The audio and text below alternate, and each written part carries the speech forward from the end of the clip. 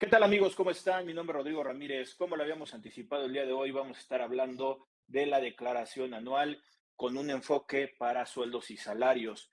Estas declaraciones que, pues bueno, ahorita en el mes de abril, y creo que es importante decirlo, chéquense que ya estamos a un poquito de tiempo para poder concluir con el periodo de la presentación de la declaración anual.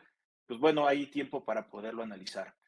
Por ahí creo que también muchos de nosotros hemos visto mucho movimiento en las redes diciendo que tan fácil es presentar las declaraciones. Pues bueno, yo seguramente ya me debieron de haber escuchado. Yo lo que comento es que si bien el día de hoy ya viene mucha información capturada, el análisis de lo que está dentro de la declaración, sí necesitamos ponerle una lupa y ahí necesitamos gente que conozca, que principalmente pues deberían de ser los contadores con un enfoque fiscal para poder ver que los datos que se están asentando en la declaración sean lo correcto. Qué bueno que ya no quieren contadores que capturen declaraciones, qué bueno pueden eliminar errores en la captura, pero que no necesites a un contador para poder analizar la información que se está procesando. Ahí yo creo que sí es un concepto totalmente erróneo. Entonces, un poquito para este enfoque que vamos a estarle dando, amigos que nos están viendo, ahorita presentaré a un gran amigo, un gran invitado que nos va a acompañar y nos va a dar algunas sugerencias y tips el día de hoy. Primero, y como todo, pues bueno, me gustaría invitarlos a que los comentarios los pongan en la parte de abajo, que pongan la pregunta o su comentario y a su oportunidad lo estaremos contestando. Bueno, por ahorita por la transmisión, pues por obvias razones no estamos directamente vinculados con la respuesta, pero en su oportunidad las estaremos contestando. Lo segundo, pues bueno, como saben, tengo un canal de YouTube que es Rodrigo A. Ramírez Venegas, que los invito a que se suscriban al canal, que lo compartan, para eso es el contenido, estos tips que podemos estar dando, pues bueno, creo que pueden llegar a un oído, alguien que los pueda ver y que les sirva a los comentarios que nosotros pudiéramos estar haciendo. Ahí al ladito hay una campanita que es para suscribirse, le das ahí y también te avisa cada vez que estamos subiendo contenido. También si tienes problemas para poder ver la cuestión de los videos, nos puedes encontrar en distribuciones de podcast como iTunes, como Spotify, como Amazon, como Google Podcast. Hay diferentes distribuidoras donde pueden encontrar el contenido diferenciado y que creo que les puede servir. Y de igual manera en Facebook, ahí proporcionenos un like y compartan esta información. Pues bueno, amigos, ya después de haberles comentado esta invitación a que se suscribieran, pues vamos a entrar en materia. Vamos a hablar el día de hoy de la declaración anual en el enfoque de sueldos y salarios. Y como lo había comentado un poquito, el día de hoy tengo un gran amigo, un gran invitado. Eh, Él es contador público certificado y aparte tiene una maestría en fiscal, es maestro en fiscal.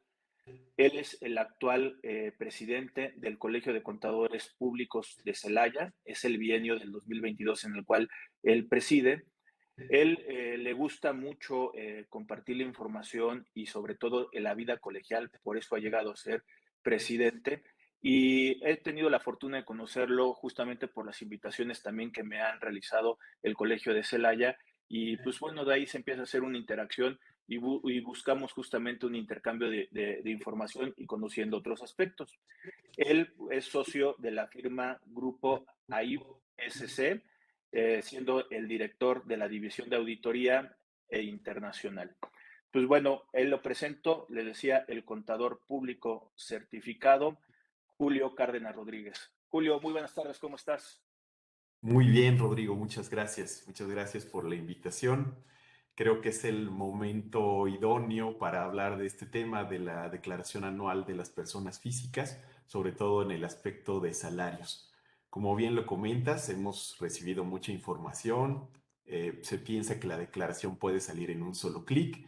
Yo también difiero de esa información. Hay que revisar lo que aparece precargado en la página del SAT.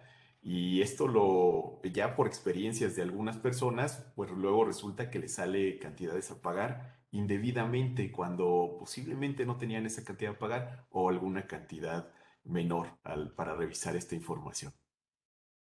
Ahí, Julio, no sé si puedas también coincidir un poco conmigo.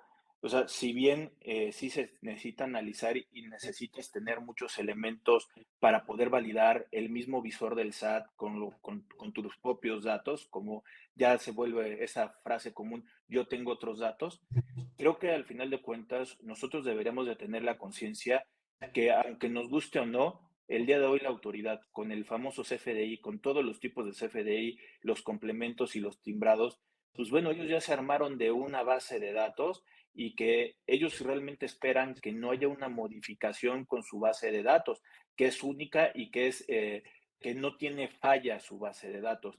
Pero en la realidad nos hemos percatado que son cosas diferentes. Claro, claro, por ejemplo, los ingresos de los trabajadores deben de ser, están formados por los salarios, las prestaciones derivadas de la relación laboral, también acumula la PTU e inclusive también las prestaciones al dar por terminada una relación laboral. Y esto, yo he visto algunos contribuyentes que llegan a la oficina y me dicen que creen que no son candidatos a presentar la declaración anual porque suman los depósitos de sus ingresos, por decir, ganan 30,000 al mes y son 360,000 al año. Dicen, yo no supero los 400,000. Sin embargo, solo se están fijando en la parte final que reciben, que finalmente es el depósito que les llega, pero el dato que se considera para los 400,000 es el dato del ingreso bruto, antes de descontarle todas las deducciones que realiza la empresa y posiblemente si gana 35,000 y le descuentan 5,000 o gana 40,000 y le descuentan 10,000 en deducciones, esos 30,000 que recibe al final, aunque no superen los 400, los 40,000 netos sí superan los 400,000 pesos al año y tendrían que presentar una declaración anual. Otro dato que me ha pasado es que al estar los datos precargados te aparecen los patrones que te pagaron durante el año y he tenido la mala fortuna de observar que algunos no corresponden, que no, la persona desconoce el dato que aparece ahí precargado, solo reconoce un patrón y bueno, esto ya empieza a tener alguna situación de los errores que bien nos comentas, Rodrigo. Oye, Julio, ahí lo que comentas creo que sí es mucho riesgo para esta persona, el trabajador, porque no se da cuenta que por tener dos patrones tendría la obligación de presentar una declaración anual. Y si él no se le pasa por aquí el que tenga dos patrones, porque también hay que considerar que lamentablemente los esquemas que muchos patrones han hecho es dividir la nómina, uno no sabe que por esa simple razón ya es obligatorio presentar una declaración anual. O también otra cosa que puede llegar a preocupar es que ese patrón que no reconoce sea alguien que haya utilizado su RFC para poder tener una deducción que es inexistente, es una operación simulada, pero encontraron este RFC y al final de cuentas se lo incorporaron. Y ya con eso ya metieron en la bronca a un contribuyente porque tiene que acumular los ingresos de los dos patrones, eso a los ojos de la autoridad, aunque tú no lo reconozcas. Esos que estás comentando sí es mucho riesgo. Sí, así es. En el dado caso de que alguien utilizara su RFC para la nómina, pues lo ideal es, hay la opción de eliminar, de que no reconozco esos ingresos. Sin embargo, obviamente el SAT no se va a quedar así con nada más porque le das a eliminar, considera toda la confianza sobre ti. Seguramente va a investigar el por qué uno eliminó ese patrón que no existe. La otra es, yo creo que es el caso más común, que es lo que comentas. A veces el patrón parte el ingreso en dos patrones que le pagan una parte por un lado, otra parte por la otra, y el trabajador en muchas ocasiones no está consciente de esta situación. Sin embargo, como ahora se timbran todos estos datos y forman parte de la base de datos del SAT, pues se acumulan en la declaración anual. Y algo que pasa también comúnmente, a mí me pasa en lo personal, que tengo ingresos de la universidad, ingresos del despacho y otros ingresos, al acumularlos todos, como bien sabes, uno tributa en una tabla ascendente de impuestos, según el nivel de ingresos que vas teniendo. y pues te calculan el subsidio en cada patrón que tienes. Cuando acumulas todo, normalmente brincas de rango a otro impuesto más caro y esa diferencia de impuesto 2 o 3% que al subir de rango, pues te hace que pagues ese 2 o 3% del ingreso anual percibido de todos tus patrones. Y eso generalmente cae en un impuesto a pagar que para mi caso, pues no es sorpresa, pero para muchos contribuyentes sí representa una sorpresa el que les sale cantidad a pagar. Sí, yo lo que te puedo decir, hay muchos contribuyentes que ya más o menos han pronosticado que al llegar a la declaración anual, por sumar diferentes tipos de ingreso, pues al final de cuentas van a tener una repercusión de dar un poquito de dinero. Pero este caso se presenta cuando solamente es sueldos y salarios y tiene un patrón. O sea, realmente llega a desestabilizarse el patrón de pago en la declaración anual. Si fuera solo un patrón, no, definitivamente no creo que pase. Solo, por el contrario, solo si metes deducciones personales, ahí sí probablemente bajes a un nivel anterior al que actualmente te están tributando o reteniendo y te quede hasta un saldo a favor por los impuestos retenidos de más. Pero si fueran a partir de dos patrones, ya te sale cantidad a pagar porque es casi un hecho que al acumular los dos ingresos brincas de rango. Y también considerar que esto de tener de los dos patrones deberían estar enterados por la aplicación del subsidio, porque si no los patrones no lo saben y te los están aplicando el subsidio dos veces, también eso te puede afectar en tu declaración anual. Ese es prácticamente lo que yo nunca he visto que alguien le avise al otro, a alguno de los dos patrones, no me apliques el subsidio, entonces automáticamente se aplica doblemente en tus en tus dos patrones y eso inicialmente te genera un beneficio, pero al final tienes que pagar el impuesto anual.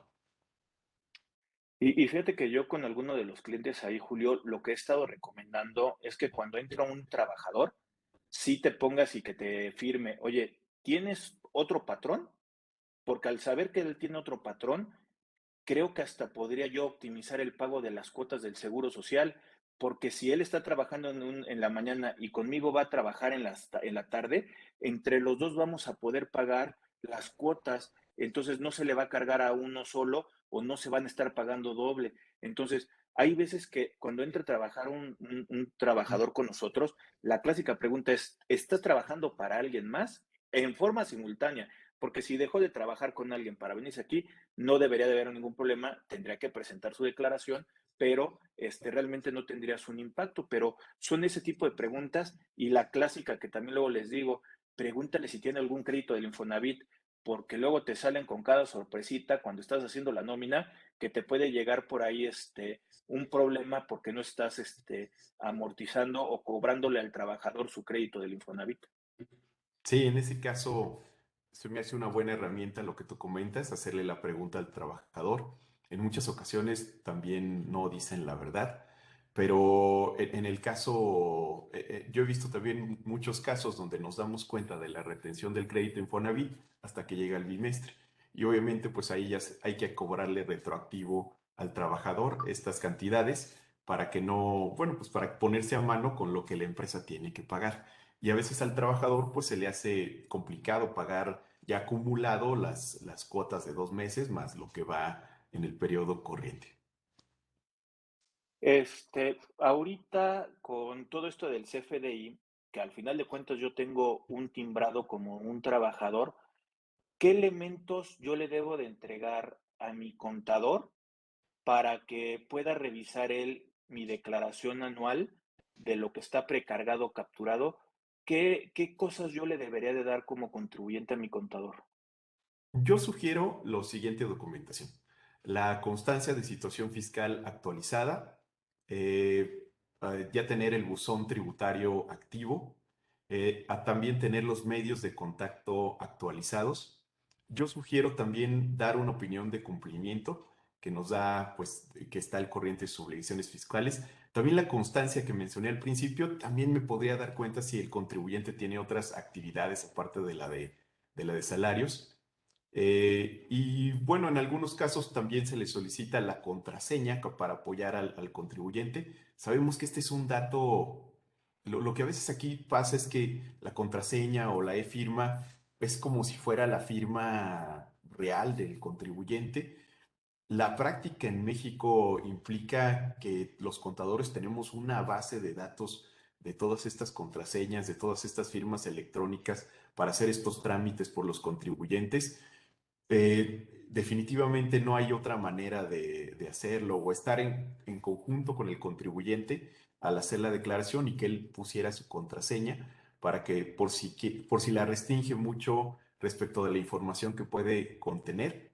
Otro dato importante es tener la cuenta clave de la institución financiera por si tiene derecho a una devolución y algún estado de cuenta que nos pudiera corroborar esta información.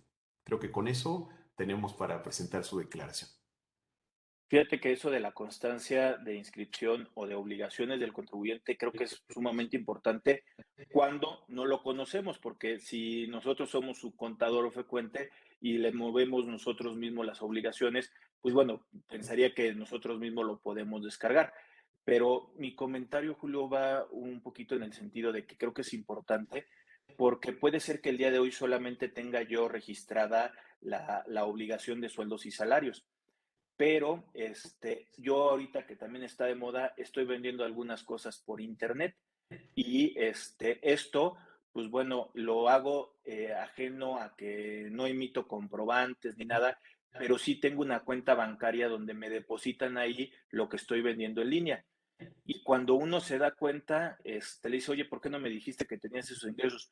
No, es que esos están cayendo en una cuenta que no está fiscalizada por el SAT. Claro. Entonces, ahí como que te quedas, como que Sí, no sí, está sí. fiscalizada, ¿no? Sí, bueno, lo único que deberíamos de tener depositado normalmente pues sería el monto de nuestras quincenas, el aguinaldo, alguna prestación que nos diera la empresa. Si hay más ingresos depositados, siempre hay que recordar que está la parte de la discrepancia fiscal, donde que los gastos sean mayores a los ingresos.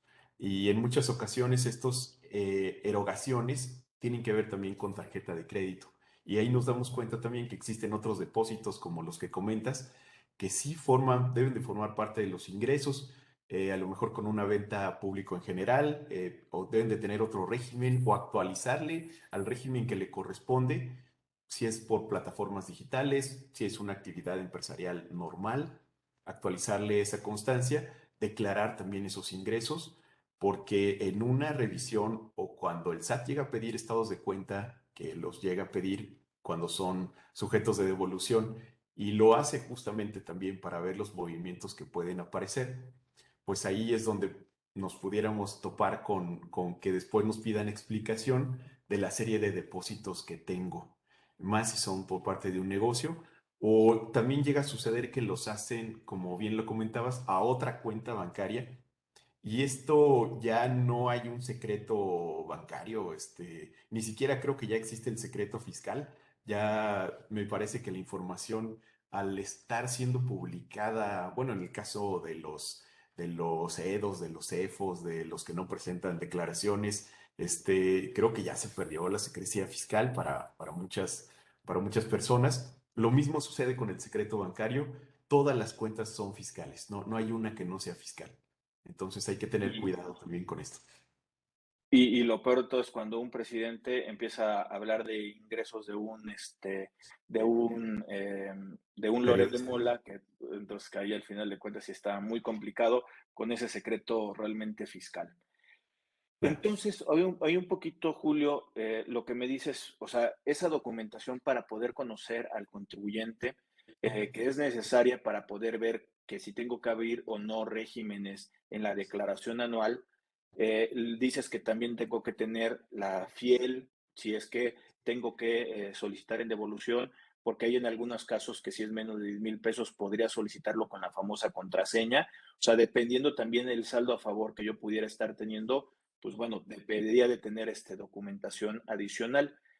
Aparte de esto, y que yo puedo validar con un visor de la cuestión del SAT, necesitaría conocer algo más de la vida del contribuyente para poder presentar la declaración anual. Pues mira, originalmente yo creo que con eso tendrías manera de bajar sus FDIs, ver sus ingresos, ver sus gastos. Yo de ahí parto para también descubrir algunas cosas que a lo mejor el contribuyente no me ha dicho o que coincida todo con lo que ya hemos platicado.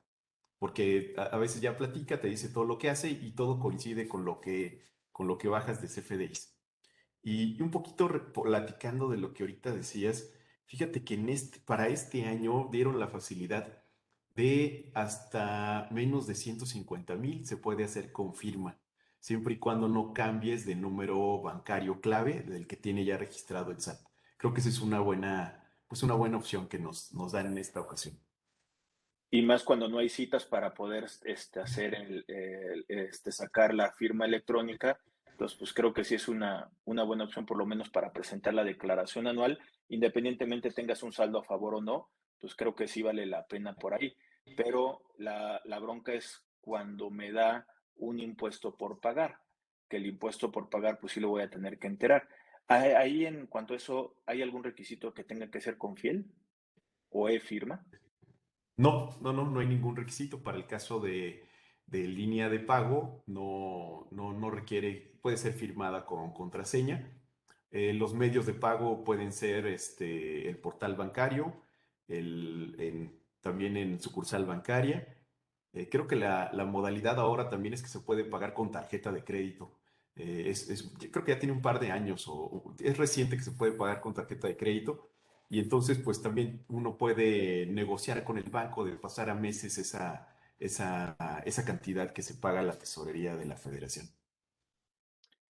Oye, y ya que tengo, o sea, todo capturado y recapturado, al final de cuentas tengo que mandar esta declaración. La fecha límite para presentar la declaración anual de personas físicas, ¿cuándo sería?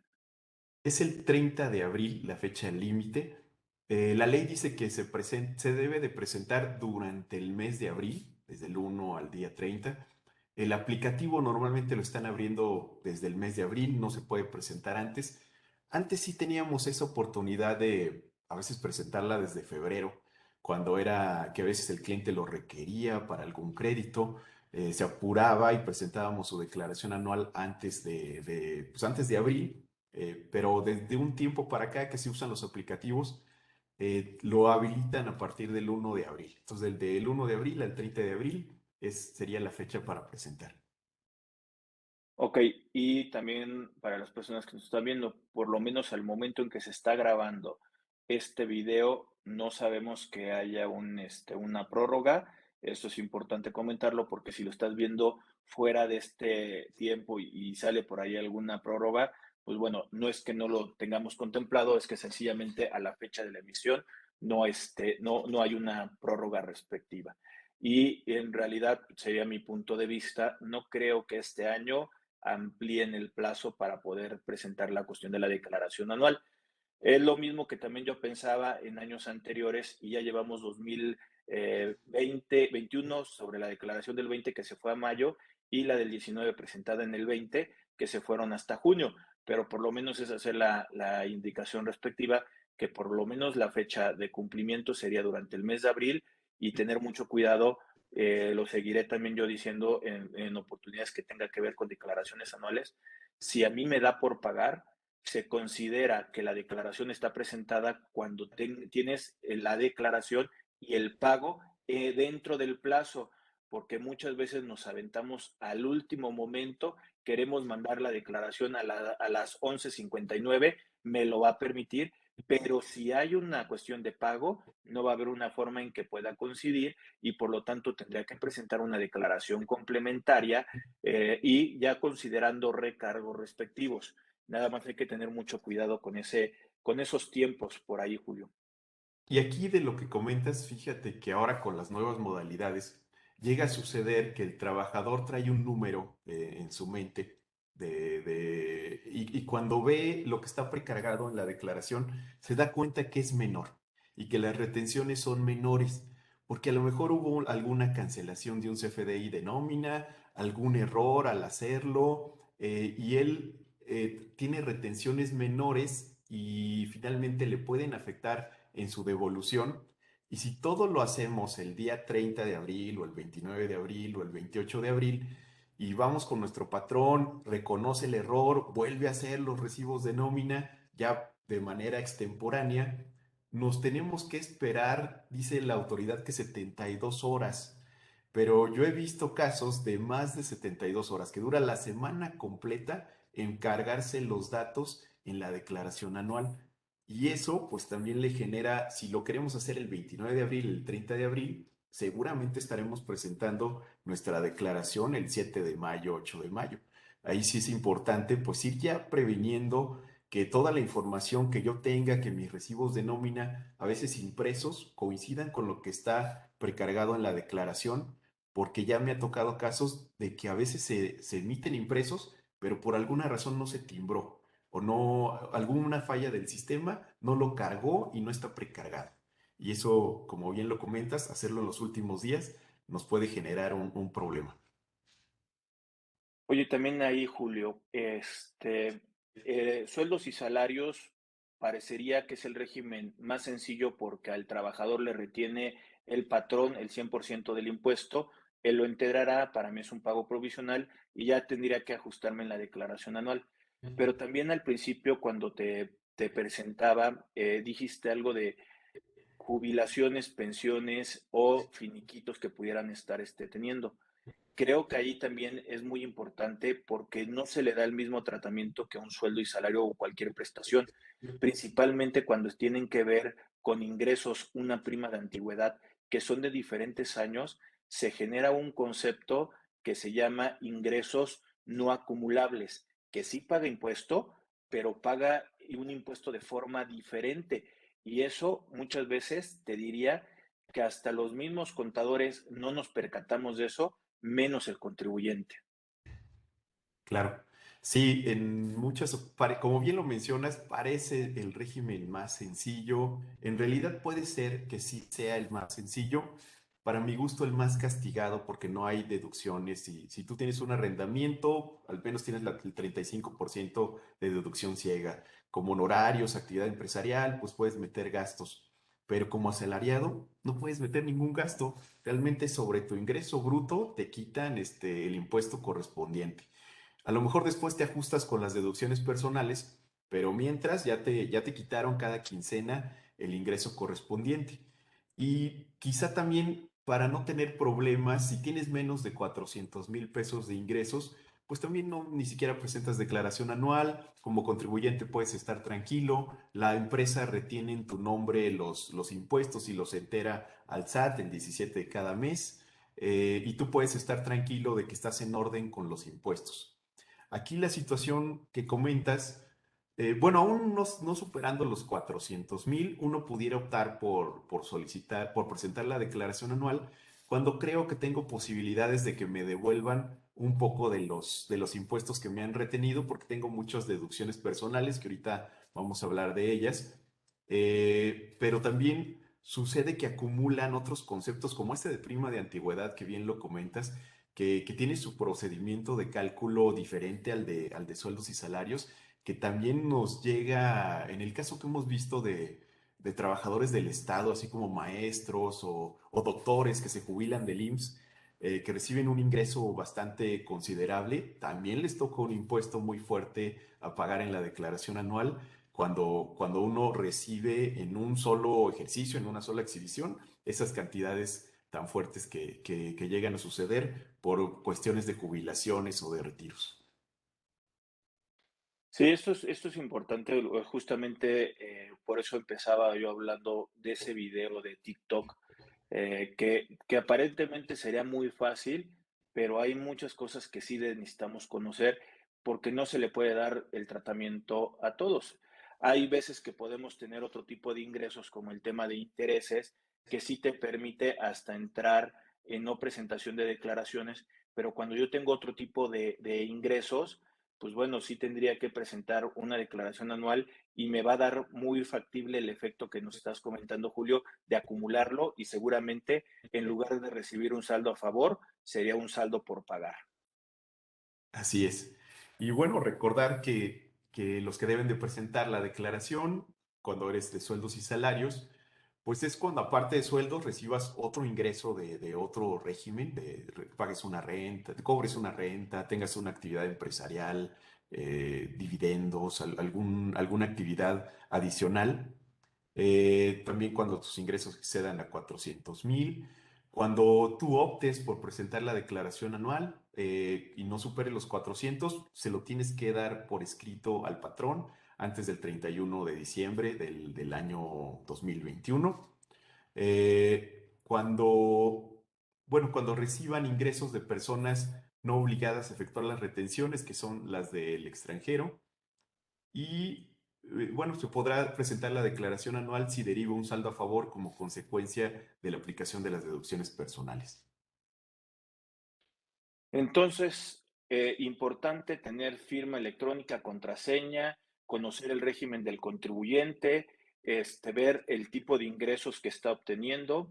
En este caso muy particular, hablando de sueldos y salarios, también lo decías, no tengo deducciones autorizadas, entonces sería solamente el visor timbrado de nómina que me está entregando el patrón, es lo único que yo pudiera estar validando. Y ya después de eso, pues bueno, dijiste también por ahí que sí podría yo disminuir deducciones personales, que estos, pues bueno, me van a ayudar a poder nivelar un poco el gasto que yo estoy realizando. Y ya con eso determino mi declaración anual, me podré acreditar las retenciones que me efectuaron y ahora sí ya listo para que me devuelvan o en su caso para poder pagar la declaración anual y ahora sí olvidarme hasta el próximo año. Así es. Entre las deducciones personales más importantes tenemos los honorarios médicos, dentales, eh, gastos funerales, gastos hospitalarios, los gastos en materia de psicología y nutrición que tengan un título profesional. Estos gastos médicos, dentales, funerarios y hospitalarios pueden ser del contribuyente, de su cónyuge, ahora en estos tiempos no todo el mundo se casa, entonces puede ser su concubina, concubino, sus hijos, en sus ascendientes y descendientes en línea recta. También hay algo que hay que considerar es que deben de ser pagados con cheque o con tarjeta de crédito, este tipo de gastos. No proceden, y aquí lo vemos a veces, los honorarios de enfermeras, los análisis, estudios clínicos, bueno, no proceden más bien los comprobantes de farmacia, que a veces nos llegan con los gastos de la farmacia, esos no procederían para como deducción personal, solo si los gastos de medicinas fueron dentro del hospital, es como si podría funcionar. También es deducible las primas de seguros, de gastos médicos. Dichos gastos también cuando hayan sido efectuados por el contribuyente para él, su cónyuge, su concubino, padres, abuelos, hijos o nietos. También tenemos las colegiaturas y algo, bueno, un poco raro es que las colegiaturas no están en el 151 de las deducciones personales, se encuentran a través de un decreto, pero en el aplicativo del SAT para la declaración anual está en ese apartado de deducciones personales. Las colegiaturas pueden ser desde preescolar hasta bachillerato, tienen un tope cada tipo de grado de estudios. Aquí hay una discrepancia entre algunos expertos que dicen que como no está en el 51, no debería de estar topado por el tope que establece el mismo 151, eh, pero sin embargo el aplicativo sí lo topa. O sea, cuando tú lo capturas, sí te pone el tope que viene ahí establecido. También tenemos como deducciones personales. Bueno, ahí en las escuelas cabe mencionar que la inscripción o la reinscripción no es deducible. Lo considero un poco negativo, creo que forma parte de la misma educación, pero no es deducible. El transporte escolar solo si es obligatorio. No sé si quieres. Ahí, ahí, Julio, un poquito de lo de las colegiaturas que te permiten y no de la inscripción. Es que de todos modos, en la realidad te podría decir, al nivel a veces que se están pagando las colegiaturas de los alumnos, casi con un mes, 2 meses, 3 meses, ya llegaste al tope. Entonces, eso de las inscripciones y todo eso, te lo permitieran o no considerarlo como parte de la deducción, pues bueno, con el mismo límite que ellos están teniendo, creo que no lo necesitarías para poderlo hacer. De hecho, una de las cosas que normalmente se habla de la cuestión de la colegiatura, pues bueno, un niño yo lo llevo en mi deducción y mi esposa lo lleva para que al final de cuentas poderlo aprovechar la colegiatura que se pudieran estar haciendo, ¿no? Entonces, yo pensaría que de todos modos, aunque lo permitieran, pues creo que sería muy complicado. Y de igual forma, nada más hacer la aclaración que también útiles, uniformes que a veces se llegan a comprar en la escuela, tampoco entrarían en este término que dices. Claro, y aquí sí lo considero un poco injusto porque de alguna manera si los gastos hospitalarios que uno está gastando para no usar el servicio público es deducible en su totalidad, ¿por qué en el caso de la escuela, igual que uno le ahorra al gobierno al meter a los hijos no en el sistema educativo nacional, pues todos esos gastos también deberían de permitirse ser una deducción? Sin embargo, solo la colegiatura y tiene un tope, como bien comentas, a medio semestre, a la mitad del curso ya se completó el tope, ¿no? No es tan, bueno, de alguna manera hay un beneficio. Debería de ser más, pero es lo que tenemos en este momento. También los donativos son deducibles, tienen un tope, nos piden que no sean onerosos. El monto de los donativos no debe de exceder al 7% de los ingresos acumulables del año pasado, del año anterior. También tenemos todo el monto de las deducciones personales, excepto gastos médicos por incapacidad y discapacidad, donativos, aportaciones voluntarias y aportaciones complementarias de retiro, no pueden exceder a 5 unidades, a 5 UMAS anuales o al 15% total de los ingresos, el que sea menor. Esa actualización de las sumas importa más o menos 163,000 pesos, o el 15% total de los ingresos es lo que podemos meter de deducciones personales. También otro error que a veces se comete o que los contribuyentes creen es que les van a devolver lo que gastan y no, se les devuelve lo que les retiene el patrón. De ahí es de donde viene la devolución. Muchos piensan que como pagan un crédito hipotecario muy grande o las colegiaturas o tuvieron un gasto de muchos gastos médicos, creen que les van a devolver parte de los gastos, pero no, los gastos son para reducir la base. Lo que hay una devolución es del impuesto retenido.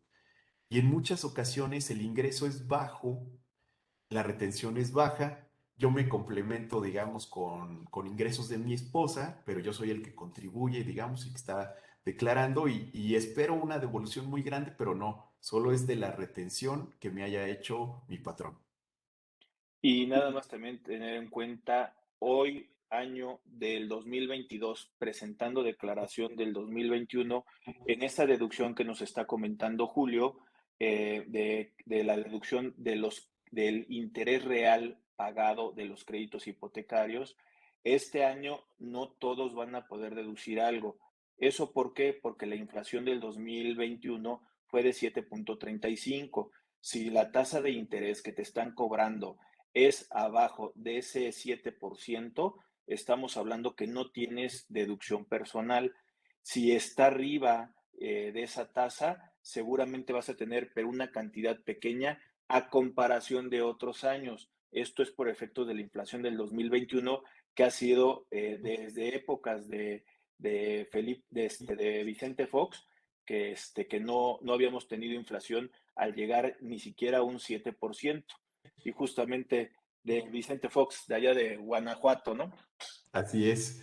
Y bueno, eso que comentas de los intereses, que tienes toda la razón de comentarlo, también vale la pena mencionar que es solo de una casa habitación. Yo en algún momento, en algunos años, tenía clientes que tenían 2 créditos o 3 créditos, metíamos los tres y en muchas ocasiones nos funcionó. De un tiempo para acá, nos rechazaron la devolución, dijeron de un solo crédito y no es del más caro, es de donde tú vivas, de tu casa habitación, de un solo crédito. Oye, Julio, qué bueno que dijiste de varios créditos de varias viviendas, no de casas chicas y casas grandes, porque si no vas a meter en problemas a tus clientes.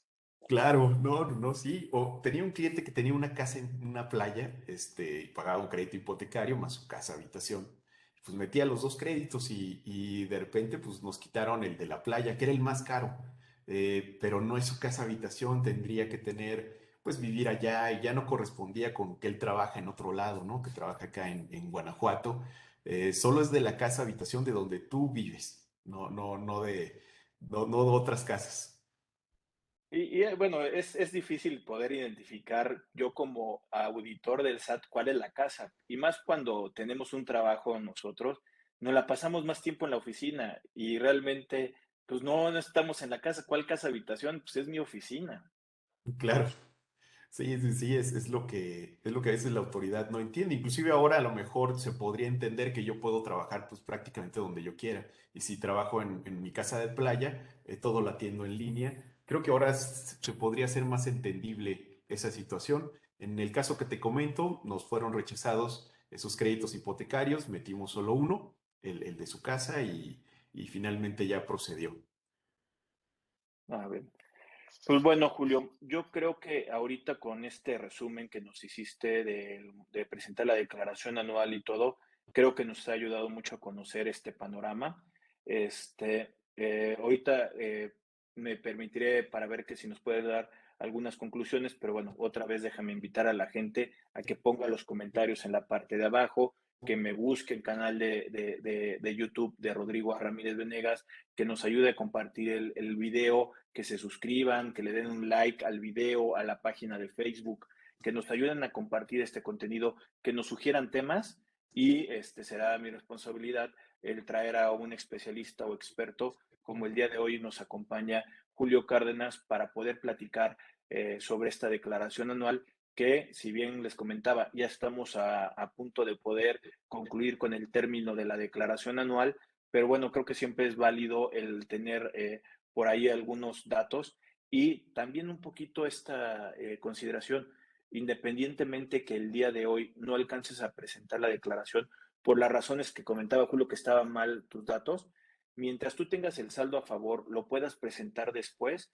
tendrás los medios para poderlo solicitar la devolución. O sea, no por no presentarla a tiempo pierdes el derecho. Cuando sí tienes impuesto por pagar y no lo haces en tiempo, te va a penalizar con actualizaciones y con recargos. Entonces, cuando sí te da por un impuesto por pagar, pues te diría, hay que apurarse. Y los otros, cuando tengas la conciencia de saber que tus datos son correctos, para que te devuelvan, porque si hay algo que está mal, la autoridad te va a negar la devolución. Julio, para poder ir concluyendo, ¿qué crees que nos haya hecho falta comentar a la gente que nos está viendo, que amablemente nos estás apoyando con este tema? O, pues voy a decir que alguna conclusión final para podernos ir despidiendo. Sí, gracias. Pues bueno, de lo que comentas exactamente, aunque no se presente en tiempo, tengo 5 años para solicitar la devolución. Lo que sí, la nueva normativa no entraría bajo el esquema de devolución automática, tendría que ser solicitado a través del portal de devoluciones que tiene el SAT. Tampoco es digamos, es solo un procedimiento diferente que también lo puede apoyar su contador. Algún contador puede realizar este trámite. Y bueno, también lo que ya comenté, que a partir de este año, bueno, solo en este año, salió un comunicado del SAT el 27 de marzo, donde nos dice que solo se requiere contraseña cuando el saldo a favor sea mayor a 150,000 pesos o si voy a modificar el banco que ya tiene registrado el SAT. Si no lo voy a modificar y si la devolución es menor a 150,000, puede ser firmado con la contraseña. Y creo que esto viene en razón de lo que también nos comentó Rodrigo, que no hay citas. Y si no hay citas, pues tampoco no puedes obligar al contribuyente a no presentar su declaración y a no ejercer su derecho de la devolución. Por mi parte sería todo, estimado Rodrigo. Muchas gracias por la invitación y estoy atento también a sus comentarios. Julio, pues muchas gracias de nueva cuenta por tus comentarios. Creo que son muy puntuales y creo que van a servir mucho para la gente que nos está viendo. Ante la distancia, te mando un fuerte abrazo y en espera de que nos veamos pronto. Ya ahora sí que ya esté más tranquilo esto de la pandemia, la semaforización en los diferentes estados y poderlos ir a saludar y convivir y con todo el colegiado del Colegio de Celaya, pues al final de cuentas poder estar platicando, porque siempre es bueno el tener esa interacción y como siempre también yo quedaré a tus órdenes, Julio, por cualquier cosa que necesites y de alguna cuenta, pues muchas gracias. No, al contrario, muchas gracias y siempre bienvenido en Celaya, tienes tu casa, ¿eh? Pues bueno, el día de hoy nos acompañó el contador público certificado y maestro en fiscal Julio Cárdenas Rodríguez. Pues ahora sí que de nueva cuenta, suscríbanse, ayúdenos a seguir creciendo. Ya llevamos 2 años subiendo este tipo de contenidos que han gustado mucho. Ayúdenos a seguir creciendo un poquito más. Estamos en contacto. Saludos. Bye.